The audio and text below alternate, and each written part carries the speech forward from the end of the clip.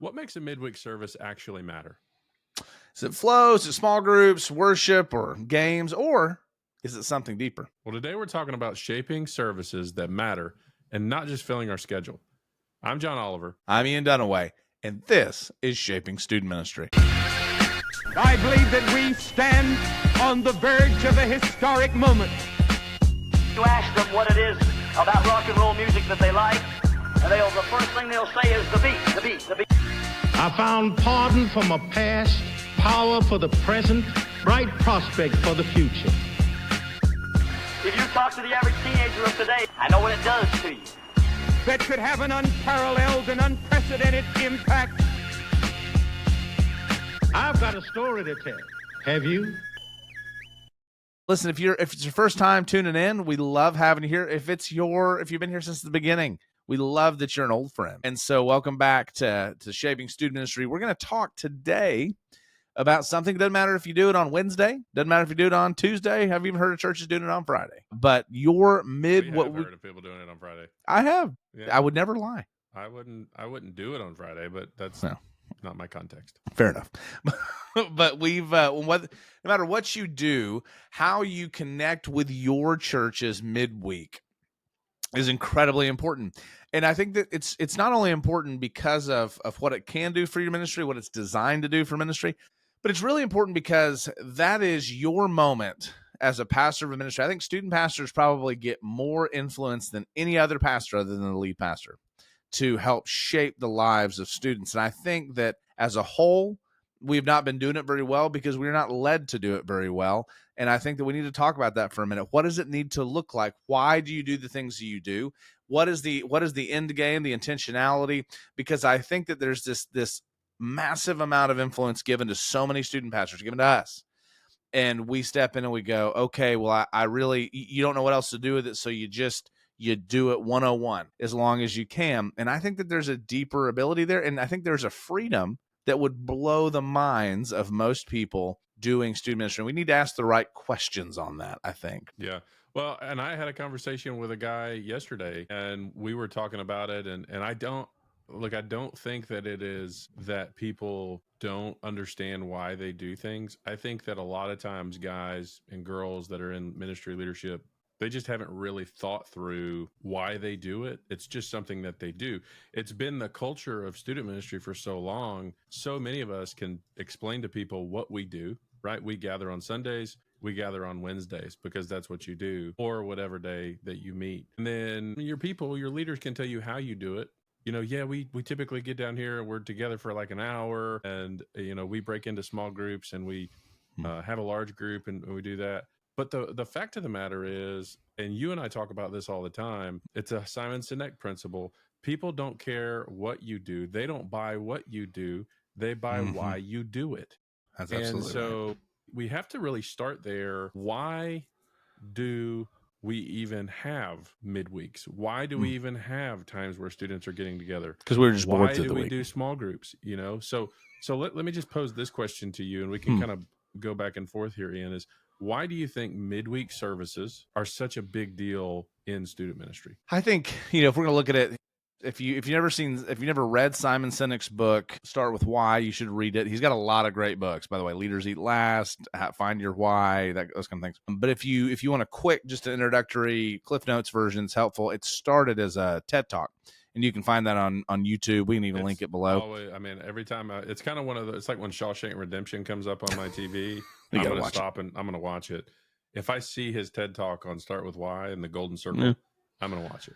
And this whole idea, and this is first, before I can even tell you why I think it's important, I think that it's important that we realize, like, if you feel like there's been shots fired and you're the student pastor, listen, we don't mind firing shots when we need to, but I don't think this is a student ministry problem. I think this is a church problem.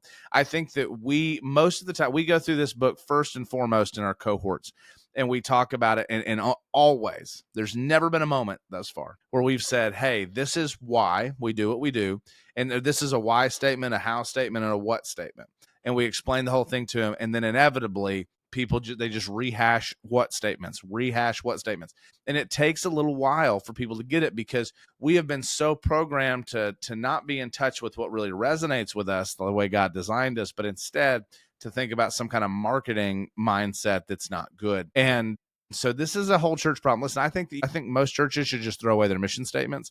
And you can get mad at me about that, but they're mostly just stupid.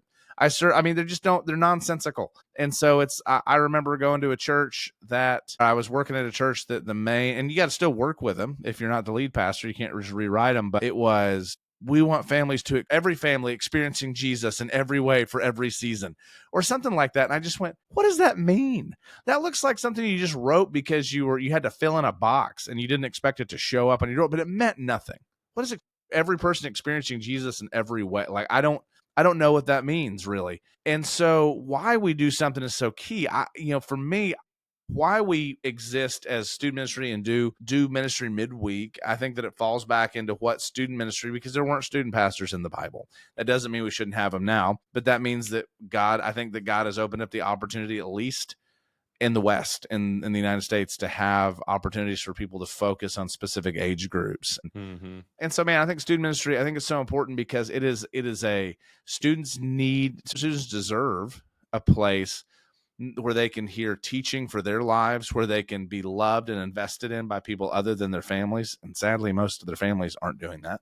But even if their families were being loving, to have a loving place where they are cared about, where they are encouraged, where they are taught what their value is. And so, and those values, those why statements can shift a little bit, but I think that so much of it, it's a moment for students. They should have a place to learn, to grow, and to reinforce what they're already learning in church of what it looks like to be a healthy believer as they grow. Well, and I think just to kind of give an example of what we're talking about here, I like examples. Yeah, I know you do. But there are most guys, I think you would ask, like, hey, tell me about your student ministry. Mm-hmm. Well, we meet on Sundays, and we have Sunday school, we have small groups, life groups, and then we also meet on Wednesday nights. Okay, well, that's awesome. Tell me what do you do when you meet? So then you walk into the how, right? So, okay, you want to know more about that? Okay, well, when we meet, we do this, leaders. this, and this. Yeah, we have leaders, and this is what we do. And okay, well, everybody does that. Everybody does that, but it's so fundamentally different. It's so fundamentally different. If I'm having a conversation with somebody and I say, look, we believe that every student matters. Mm-hmm. We believe that every student should be poured into with the Word of God and should have the opportunity to be partnered with loving adults who love Jesus, who love them, and want to pour their life into them. And so we get together and we have small groups and we have intentional worship where we have structured lessons around the scriptures, and we dive in and have really hard discussions so that students are able to critically think and engage. And we do that on Wednesdays from 6 to 7:30, and we do it on Sundays from 9:30 to 11. Right. So what I've just done is I've met you in a place of, well, yeah, we all would believe that students need a place where they can be loved and be poured into. And okay. Well, then let me tell you how I do that. Okay, now here's the what. And so again, people buy why you do it, not what you do, because what you do is no different than the church down the street. And it isn't. And sometimes people will come to your church and we attribute it to, here's why, I go here, and they'll give you the why from the church years ago that they learned why they should go. And here's, I think that if we don't do what we're talking about, John, if we don't do what you just did, I think that it has some unforeseen complications. One of those is that it cements us into something that we're just making work rather than something we can cultivate. And so so many guys too, Ian, like that when we're blowing through student pastors the way that we are at the rate that we are, you've got guys that are there or girls that are leading, and they're there for very short periods of time. And so many churches are hiring middle managers, not leaders. That's 100%. They're hiring people to come in, and they're hiring them to keep it between the rails. It's like you have these kiddie bumper guards on your bowling lanes because you just want to make sure that they can continue to hit the pin. And people are missing the pin. They're still throwing gutter balls because the guardrails are not good enough, and you're just managing ministry that's dying rather than actually believing in a ministry and getting it off the ground. Well, because managed ministry will die. Ministry has to be led and cultivated, right? It can't just be managed. And I think I'm going to take there's a cut here. I can have a hard time hearing you. Let's all go to the lobby to get ourselves a treat. You're 100% right on all that. I think we hire guys, and here's the problem. The number one, we got some really cool stuff we can't even talk about right now, but the number one job right now that churches are looking for, the number one and number two jobs are student pastors and worship leaders. But we come across student pastors all the time that are looking for a place to go. And we have guys in our cohorts that it took them 1.5 years to find a place. And the problem is, you can say, well, that's just God finding the right place. Maybe it is. But the truth is, I know a lot of the churches that hire, and they are asking for the equivalent of an intern who happens to manage the budget. They don't want a leader. And so many pastors are more interested and eventually this leaks into how student ministries run, and those student pastors become lead pastors that do this, but they want to build their kingdom their way, and they don't want you to do anything else on your own. They don't want you to lead. And the truth is, if you're a pastor and a shepherd, you are a leader of people, and God gives you a vision that requires you to meet your people where they are. And so I've walked into several churches and led and built, and I'm a builder, man. I love to build ministry. I love to change it however we need to help people, to do what you would say is to remove obstacles for people. And so in the midst of doing that, though, man, I was at a church that they had a fire, the whole church burned down except for the new part of the church, which sounds sketchy, but I think it was because most of the church was 50 years old, and then there was a firewall, and it just stopped. The problem was they got a $25 million reset, and churches don't get that. And I left before we could oversee it, I could oversee part of my stuff because it got so toxic there.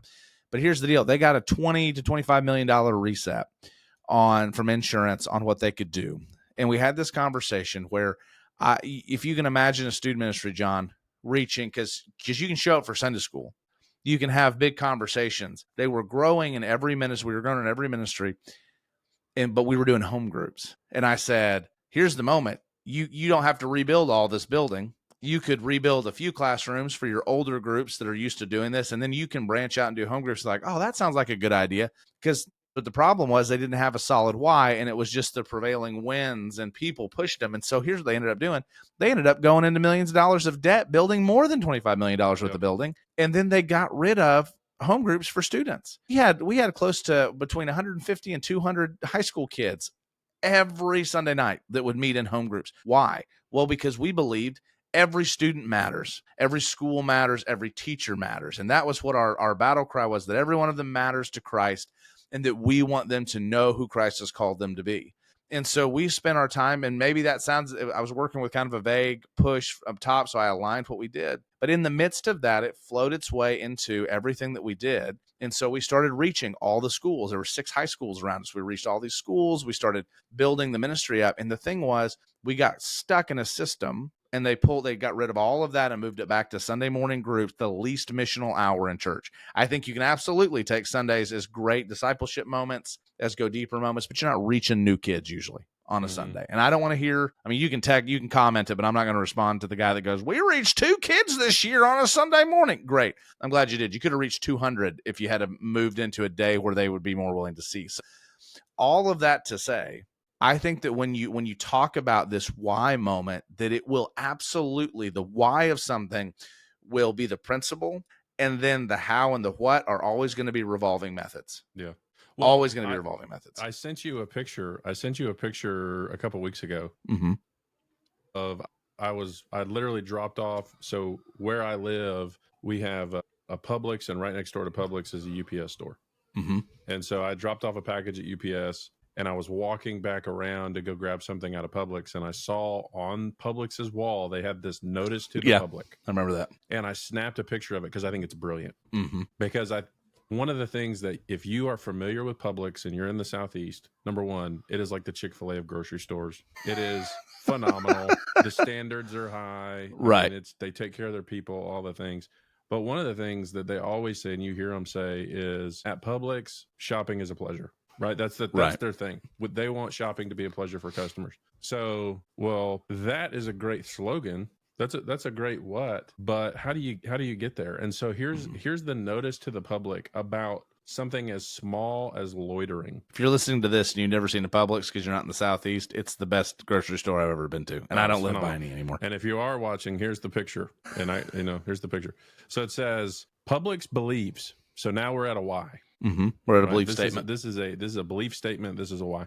Publix believes our customers have the right to shop without interference from any source. I can agree with that. Do you know what the worst thing is for me? There's two things I don't like at a grocery store. Number one, I don't like being asked to donate on the way in the door, or even Girl Scout cookies. No offense. I love your cookies, but I don't want to be asked on my way in the door. I'm not coming to the store to buy Girl Scout cookies.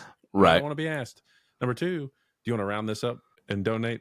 I don't like being asked that either. Right. So those are two things. I also don't like people that talk on speakerphone as they walk through the store, but I'm just going to throw that out there as my pet peeve. Yeah. And AirPods have helped those people some, but it just makes them a little more tolerable. And I'm saying that as someone who does that. So Publix believes our customers have the right to shop without interference from any source. Man, I hold that same belief with you. For real. That's a deeply held belief of mine. Leave me alone. Therefore, now we're at how. Therefore, all solicitations, canvassing, distribution of literature, demonstrations, picketing, or any other similar activities, for whatever reason, are prohibited. This prohibition extends from our store to the sidewalks, parking lot in front of our store. We want shopping at Publix to be a pleasure for our customers. That's the what. So even in something as small as how they're going to take care of the sidewalks, the entrances, the parking lots, they start with why. Because they have a belief that for shopping to be a pleasure in the store, it starts in the parking lot. Absolutely. And I think that we would do well to begin to phrase our ministry why in that way. You have to do a couple of things, I think, to be willing to do that. And one, you got to be willing to break out of what you're used to, what you're used to feeling and dealing with, because it's going to make you different and weird and black sheepy. But the other thing is you have to be willing to change what you're doing in order to do what you're called to do more effectively. And I know that sounds silly maybe, and maybe that is a weird way to word it. But the point is, if you start asking this question, it's scary the amount not only of success you'll have in impacting people, because you'll start asking that, but it's also scary because you're going to start going, well, maybe we don't need this. Oh, how do I lead people away from this? I mean, I meet churches and people all the time that when they're looking for a candidate, they just want to keep doing the same thing. We have guys in our cohorts where they try constantly just to do things that aren't even innovative. And I don't think being innovative for innovative's sake is not what finding your why statement's about. That's a dangerous thing. When we do something for the sake of doing it, it's not usually a helpful thing. But when you do something for the sake of a principle that you hold dear, I mean, at the end of the day, Publix just knows shoppers aren't going to like it. If people it hurts our business to do this. I think if we looked at it as believers, I mean, this is the same argument with, ministry methods and doing multiple. I think it's a bad idea to do a contemporary and a traditional service. You can do that and that's fine. But in that moment, you're not asking, why do we meet together? And man, are we aligned with Scripture? You're just trying to keep everybody happy so they keep giving you money. Mm-hmm. And that is those moments. And I know that's going to offend people, but I just look at this and I start thinking about, I think so. It makes me think of Cat Williams. Well, I mean, I get why. Yes. I know Cat Williams. Cat Williams. He had a comedy video back in the day, which I'm not condoning in this episode, but this was before Jesus for me, I'm sure. But he's basically making fun of people, and he's like pushing a grocery cart, and he's kind of backstepping. He's just throwing everything in the cart. Like, I want this, I want this, I want this. And so many people, that's how they do church. So when I think about that, it's like just that consumer mindset of we want traditional, we want contemporary, we want, all of the different things. You will just die under the load if you can't understand your why. And here's the truth is, yourself to death. You do. You what yourself and how yourself to death. And I think like you can, Seneca uses this incredible example of Apple for this. And he just says, man, and what I hope that this doesn't sound critical, because I'm going to tell you the truth. We have a great friend we just interviewed on the podcast, and he does Sunday morning worship for students because that works in his. And I'm not belaboring or attacking what your church does. My point is, we want you to understand why you do it, because Sunday mornings may work really well in some parts of the country, but they're not going to work in a lot of them. Or Wednesday nights, maybe not your night. And so, but if you're fueled, yesterday, they meet on Sundays. But yeah, being fueled by your why, being fueled by the why that you do it, it gives you a lot of safety and ability to fail and to keep trying, because you know that the reason you're doing it is so big. And so Apple's a really good example of that.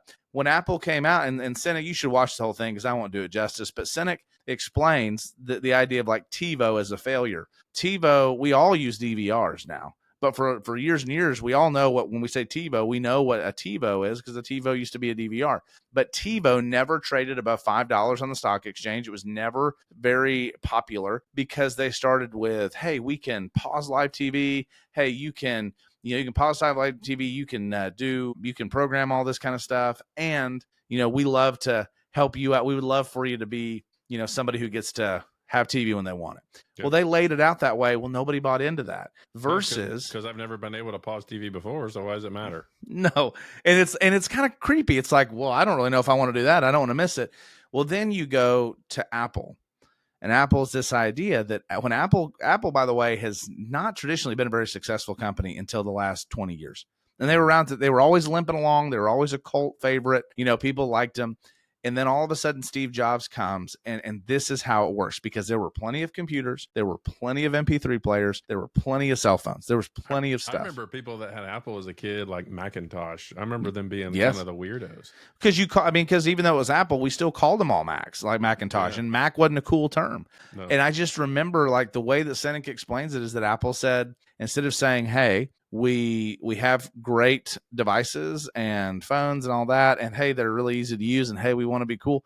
He said Apple shifted and said, are you the type of person that wants to be above the status quo? Do you want things that are sleek and easy? Or do you want things that are sleek and clean? Do you want to really challenge the people around you to be in the top upper echelons? You're like, yeah. And then that's the why. Well, we exist because we want to challenge the status quo. And then he goes, and we're going to do that. How? By making products that are easy to use, that are useful, that are helpful, that are what they need to be. And then he says, oh, and by the way, we sell MP3 players. By the way, we sell phones. By the way, we have laptops. And all of us, we all know that as soon as we see a green bubble text, we wonder what's wrong with that person, Mark Santana. Mm-hmm. But either way, and so I'm just teasing Mark. But anyway, I'm not. But we do. It makes life harder and more of a struggle. Why? Because they're not in the club. And the club is, even if you're not that way, an iPhone or a Mac or the ecosystem you live in, it makes you feel happy because you're part of it. And I think in the same way, you're 100% right, John. What if we took that same attitude towards our midweek services that we are over, that God has put us over, that he's allowed us to have, and we started saying, most of us say, well, I can't get parents on board. And you know what? That's a legitimate struggle. But I would ask you this, how much easier could that struggle be if you started framing everything you did from the deep meaning of why you do it? I think that it makes everything easier when you start with why. I agree. Recruiting easier because people want to be a part of winning organizations. Mm-hmm. That's why in the last 20 years, there's been a ton of New England Patriots fans living in the state of Georgia. That's why in the 1990s, there were a ton of Dallas Cowboy fans living in the state of Georgia.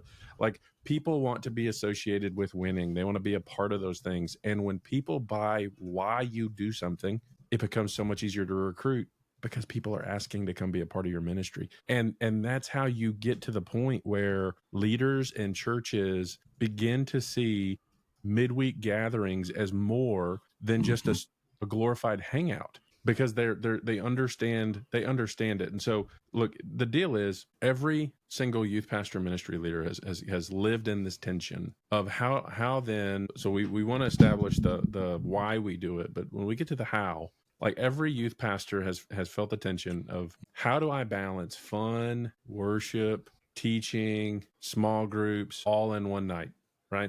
That is a challenge. So here's my question, Ian. What is the biggest mistake you've made personally when it comes to your midweek flow? I don't make mistakes, John, so it's hard. I'm just kidding. I do. Yeah. That's an uncomfortable question, but it's a good question. I think I can always start if you want me to start on one, and then you can chime in, or I'll let you start, because there's a lot of mistakes to think through and a lot of ways to frame them. You go ahead, because you prepped today's episode, so I want you to go ahead and think about it. So I think for me, the biggest mistakes that I've made personally is when I have been inflexible and unwilling to change flow based off the talent that I have around me, be it student talent and gifting, or leader gifting. And so that sounds fancy, but what do I mean by that? What I mean by that is, if I have historically had a Wednesday service, midweek service, and it has gone as follows. Everybody's in the room together. We welcome, we play a game, we do worship, then I teach, then we have small group questions, then we go home. And I'm unwilling to budge on that. Then what ends up happening is you get games that are no good because you're forcing to do a game every week. So some weeks you'll hit it out of the park, and other weeks you'll crash. You get worship that sometimes you have people on stage that have no business being on stage, not because of talent, but maybe they have some spiritual things going on in their life and they're not ready to be on stage, and sometimes talent. And so two things can happen. You can be in a place where the music is not good and people will not come, or the people are not living appropriately and the people won't come because they know how those people live off stage. But if you force it because you got to have a game and you got to have worship and you don't have flexibility, and then you get down to the small group time, like, are the leaders resourced? Or do you just say, you guys need to just talk about what I said? When I was a lot younger in ministry, I would force my Wednesday programming into that same schedule. And what I've realized as I've gotten a little more gray is, number one, you don't have to do everything all the time. You do it based off the people you have. So the priority for me is small groups. So I recruit and I train my leaders to make small groups the most meaningful time, because I believe that every student needs to be surrounded by loving adults helping them to critically think about Scripture. So I do everything I can to resource them in that way. And we leverage that into a huge portion of our night, where half the night is spent with those small group leaders and half the night spent with me. And then my middle schoolers are not ready for worship because of their behavior, but they're ready for a game. So we do games with them. Right. And my high schoolers are the ones that have learned how to lead worship and are growing in that. So they lead worship during high school, and we do that. And so as things shift and change, according to the talent we have, we fit our ministry to fit our talent. And that, I think, is why we have been really successful, and how we've been able to balance it by understanding that balance is an illusion. So that would be what I would say. I think, and I've talked a lot. So. Balance. No, you're good. Balance is an illusion because there are, this is a phrase we talk about a lot. There are problems to solve and tensions to manage, and you'll never be more dissatisfied than when you try and manage a problem and solve a tension. And balance is not a problem to be solved. It is a tension to manage, and you have to. Balance is an illusion only when we try and solve it rather than manage it, because you're always adding and doing. I think for me, so one of my biggest mistakes has been operating without a why because I'm comfortable with a what. And so working within what I know rather than what I know to be right. And usually that's just because we fail to do it. And a lot of us get, so often we become not innovators because we are trying to do what works best to get the gospel out and to reach people. We are simply products of whatever environment we're in. If you're from the South, and I'm more from the South, man, you don't have to do a whole lot of why for your Wednesday night in order to get some people. You just have to focus on the cool part, and you try and get people there. And that is where it's killing so many student ministers, because it's all hype and no meat. And there's no staying power, but that's why the events get pushed so much. Or you find yourself in other areas where, you don't do well on being, relevant and catchy because your tradition is very much just about, well, you just open a Bible and you read. Well, I think that you can do that, but obviously there are good teachers and you can become a better and better teacher. So I think for me, one of them is that I just focused on the what, and I wonder how many kids I lost, how well I didn't develop because I was more focused on just the what of it and the flash of it. And I wanted to preach good stuff and I wanted good things, but I always wanted it to be super catchy. And that's part of why the stuff that we offer on SSM in the community it's excellent and deep stuff, and it's done well.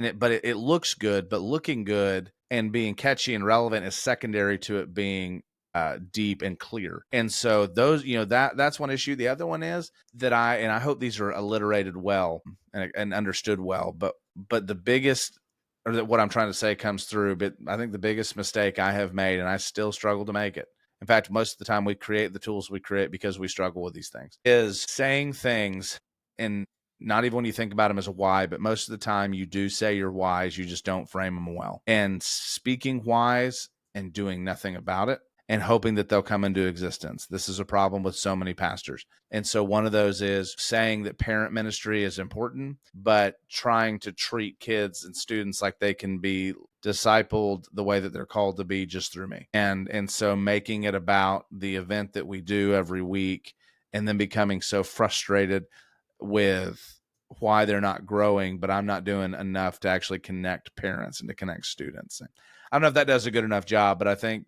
that those are two probably of my most the general failures that I struggle with. That's why we're talking about this whole idea is if you start with your why, it really makes you a lot less defensive when things don't work. It makes you much more malleable to fit your strategy to your people and to what you have. And honestly, one of the issues I've always had is that when you're trying to put somebody in a box, it doesn't allow you, like you're saying, to help them move forward. And what I remember that I don't know if I ever really burned a leader, but I was in moments with leaders where I could have helped shepherd them better, and instead they just left. And they were done. I've definitely burned leaders in the past. Yeah. I don't think I do. Knowing you though, and you know me well enough, you can speak into this a lot. There are intentional burns where you're like, yeah, I want that person gone, and you're just done with it.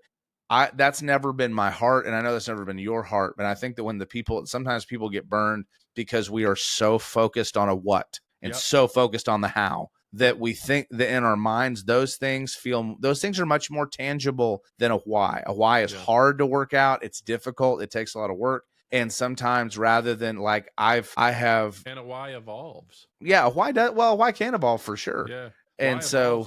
And I think why you do something allows the how and the what to evolve. When you lock yourself into what you do, most of the time you can fudge a little on how you do it.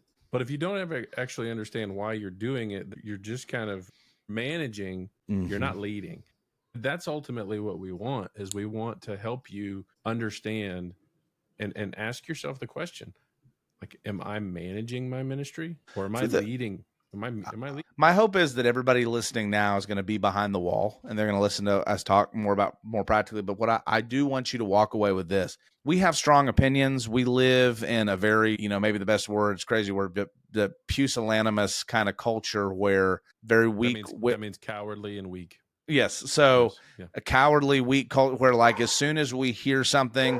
Like I have strong opinions. We all have strong opinions, but we don't like listening to them if they're opposed to us. I want you to hear that when we talk, we want you to walk away encouraged and excited. And so listen, if you have a multi-generational model where you do several different services for age groups, I don't need you to dwell on the fact that I disagree with you. We can disagree on that stuff. If you are trying to be missional on Sunday mornings, we want you to be, but if you hear me say that, if you hear John say something that you don't like, we want you to be encouraged by this fact that what we're telling you, no matter what you do, will absolutely be, you will become a better leader. Your people will become better for it. And for us as leaders and believers, it puts us in a healthier place to grow and to do what God's called us to do. We want you to be encouraged by the fact that we're telling you, you don't have to be stuck somewhere, and you don't have to just manage something. And we'll talk about this on the other side of the wall. But it takes courage. It absolutely takes courage. It takes courage to say, I'm managing, and I'm not doing everything that God's calling me to do. I'll tell you though, John, there's the proverb says, and this is my thought, that the subject matter that we're talking about is going to be offensive to people. One, I think truth is offensive, but two, I get tired of everybody. Proverbs is clear that a fool is easily offended. And I think that what we're talking about, it's high level at the moment, but it's hard to work through. And so it's a lot easier to be offended because we might have said something you don't agree with or you don't like. Yeah. And I just want to encourage you to push through with us on this, because this does make a huge difference in your ministry. Well, and I think this is a good place to wrap up the main conversation for shaping midweek services that matter. But you know us. Yeah. We're not done yet. And so if you want to hear the unfiltered, the behind the scenes stuff, the stories, the mistakes, and the things that we're not going to say this side of the wall that are actually going to be practical application, we want to invite you to join us behind the wall. $27 a month. You jump in today. We've had 15 people, Ian, jump in the last 10 days. It's worth and they're not leaving. and they're not leaving. I got a text just the other day from a guy who said, "Hey, can I share this stuff inside of our community that we're sharing and talking about? Can I share that with my volunteers?" And I went, "Heck yeah, you can share it with your volunteers. Yeah. It's good stuff, man. It's worth it. So cheap. Click the link below. It's going to take you to a place where the conversation is going to get a little deeper, a little more personal, and sometimes a little more ridiculous. So stick around and hop over to the member side, and we will see you behind the wall.